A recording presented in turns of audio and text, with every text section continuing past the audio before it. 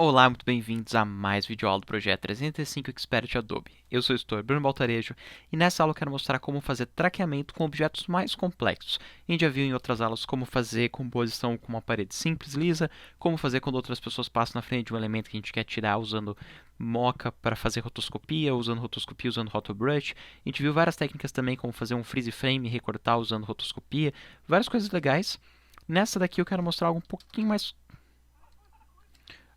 mais complexo em questão de movimentação. Como vocês podem ver aqui, eu tenho uma tela de celular e essa tela de celular não está preenchida, não tem nada. E na cena desse curta-metragem era para parecer que a galera que está assistindo está filmando, fotografando a cena. Então o que eu fiz? Eu separei aqui um trecho do que a pessoa poderia estar filmando e esse trecho é o que vai aparecer aqui dentro do celular. Para esse trecho aparecer dentro do celular, a gente vai ter que aplicar essa cena ali. E para isso a gente vai precisar acompanhar a movimentação do objeto e ainda fazer uma máscara nesse objeto. Vai ser uma composição um pouco mais complexa.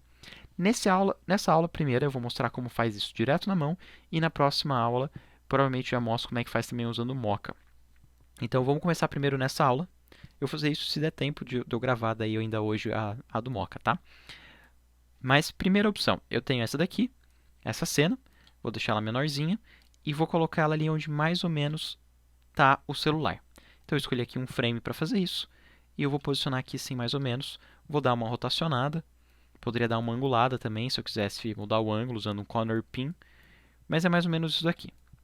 Feito isso, desligo o olhinho, vou dar uma aproximada, ali, clico o botão do meio do mouse para poder aproximar assim, ou usa barra de espaço para quem não tem o botão no meio do mouse.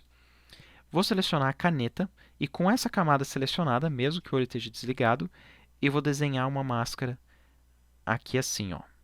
Basicamente, vou fazer a máscara da posição onde essa cena estaria. Bom, feito isso, eu seleciono aqui de volta o olhinho dela, MM duas vezes para ligar a máscara e vou dar um pequeno feather.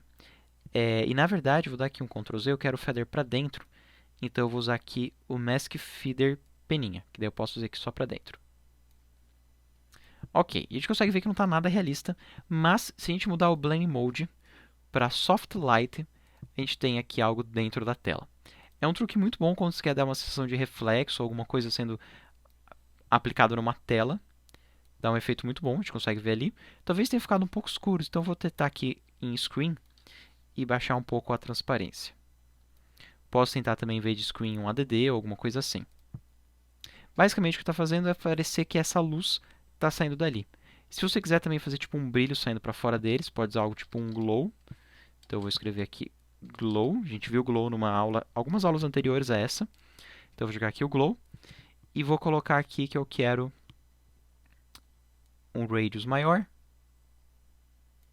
Aumento um pouco a intensidade e dá para ver como fica um pouquinho mais brilhante. Vamos ver aqui distante. E ó, antes, depois. Acho que o desfoque da máscara que poderia ser um pouquinho maior para deixar aqui um degradê mais suave. Então vou voltar aqui para a peninha. Seleciono novamente aqui a minha máscara e trago ela aqui mais para dentro. E acho que isso já resolve. Se você achar também a imagem muito nítida, você pode aplicar um Gaussian Blur, que também ajudaria. Eu acho que ela está muito nítida comparada com o resto do ambiente em volta, então eu vou dar aqui um pequeno blur, assim não é uma imagem tão nítida. Ok, a gente fez aqui um frame. Para os próximos frames eu posso usar Position, tecla P, Máscara, tecla M, e ligar os reloginhos dessas duas propriedades. Assim, ligando esses reloginhos, ele vai adicionar o primeiro quadro-chave, dizendo que nesse certo momento do tempo eu quero essa aparência. E daí o que você faz? Anda no tempo.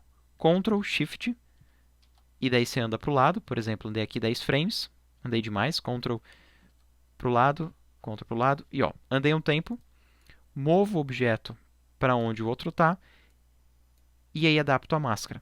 Então, nesse caso, estou fazendo algo extremamente manual. Se eu vou ter que vir frame a frame, não é um grande problema, tá? Só é mais trabalhoso, mas não é um problema.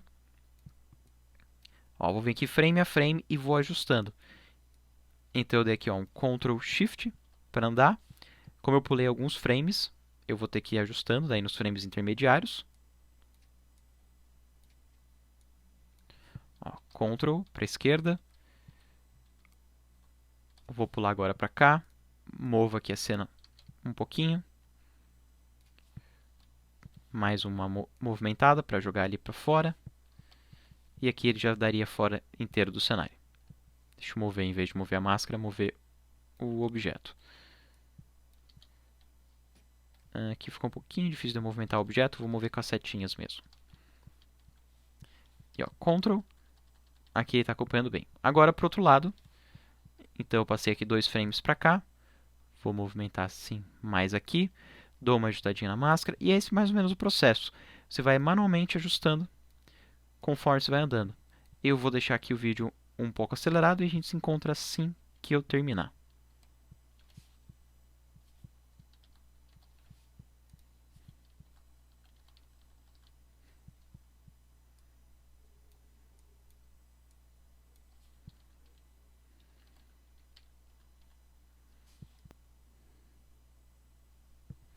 Bom, eu fiz a movimentação aqui um pouco superficial, que eu fiz rapidinho só para ilustrar como é que seria a aplicação, mas você já consegue ver ali no celular como ele vai acompanhando mais ou menos a movimentação.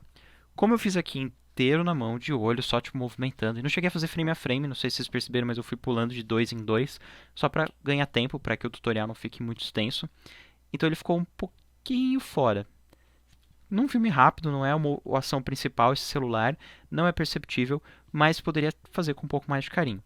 Eu ligaria também o Motion Blur, e aqui a visualização do Motion Blur, para a gente ver como é que ele ficaria, que daí ainda ia ajudar um pouco mais no realismo. Ou não.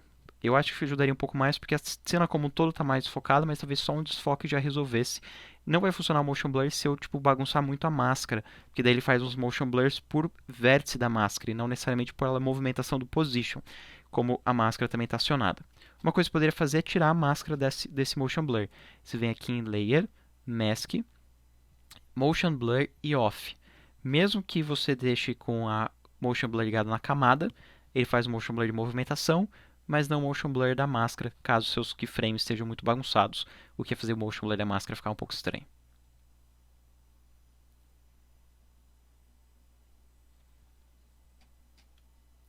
Bom, era isso que eu queria apresentar nessa aula, espero que vocês tenham gostado.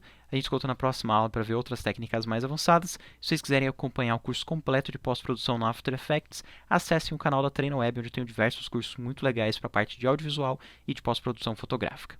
Encontro vocês lá e até a próxima aula.